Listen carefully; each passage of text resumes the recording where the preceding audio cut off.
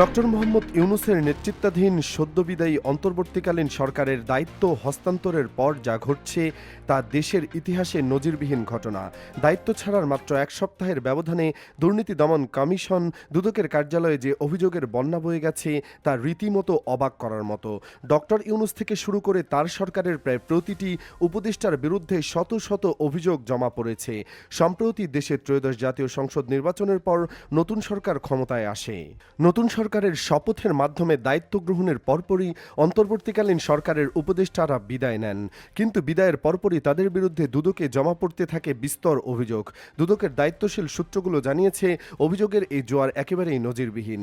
কিছু অভিযোগ নাম প্রকাশ করে হয়েছে, আবার কিছু বেনামে। তবে দুদক স্পষ্ট করেছে যে প্রতিটি অভিযোগ কঠোরভাবে যাচাই করা হচ্ছে এবং প্রাথমিক সত্যতা মিললেই তা অনুসন্ধানের আওতায় আনা হবে। অভিযোগের তালিকায় সবচেয়ে আলোচিত ও চাঞ্চল্যকর নাম হলেন সাবেক প্রধান উপদেষ্টা ডক্টর মোহাম্মদ ইউনূস। গ্রামীণ ব্যাংকের একাধিক কর্মকর্তার পক্ষ থেকে তার বিরুদ্ধে গুরুতর অভিযোগ আনা হয়েছে।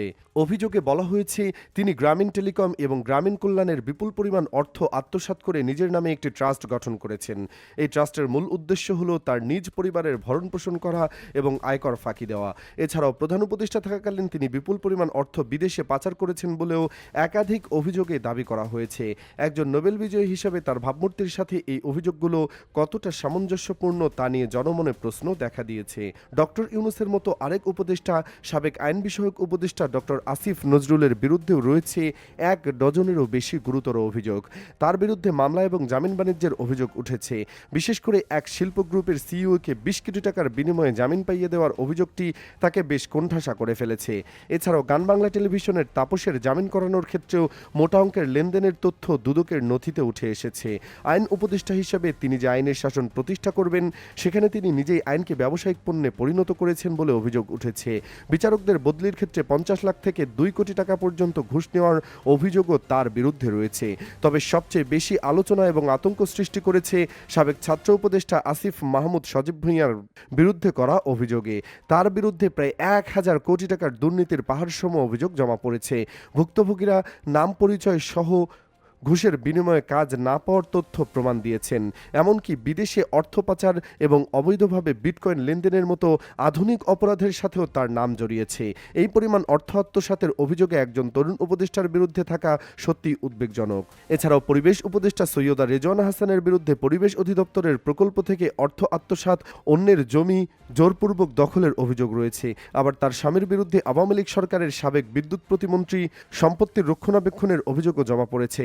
সাবেক জ্বালানি উপদেষ্টা মোহাম্মদ ফজল কবির খানের বিরুদ্ধে সামিট গ্রুপ ও বেসরকারি বিদ্যুৎ কোম্পানির সঙ্গে অবৈধ লেনদেন এবং স্বাস্থ্য উপদেষ্টা নূরজাহান বেগমের বিরুদ্ধে হাসপাতালের কেনাকাটা এবং টেন্ডার জালিয়াতির অভিযোগ উঠেছে।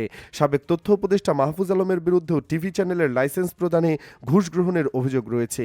এই সামগ্রিক পরিস্থিতিতে ট্রান্সপারেন্সি ইন্টারন্যাশনাল বাংলাদেশ টিআইবির নির্বাহী পরিচালক ডক্টর ইফতেখারুজ্জামান স্পষ্ট জানিয়েছেন যে কেউ আইনের ঊর্ধ্বে নয়। অভিযোগের প্রাথমিক সত্যতা পাওয়া গেলে তাদের অবশ্যই দৃষ্টান্তমূলক জবাবদিহিতার আওতায় আনতে হবে। তবে প্রশ্ন হলো, এই অভিযোগগুলো কি সত্যিই দুর্নীতির বিচার, নাকি এটি নতুন সরকারের পক্ষ থেকে কোনো পুরনো সরকারকে কুঠারাঘাত করার এক রাজনৈতিক কৌশল? দেশের এই ক্রান্তিলগ্নে যখন সবাই স্থিতিশীলতা আশা করছিল, ঠিক তখনই এই অভিযোগগুলো এক গভীর অনিশ্চয়তার মেঘ জমিয়ে তুলেছে।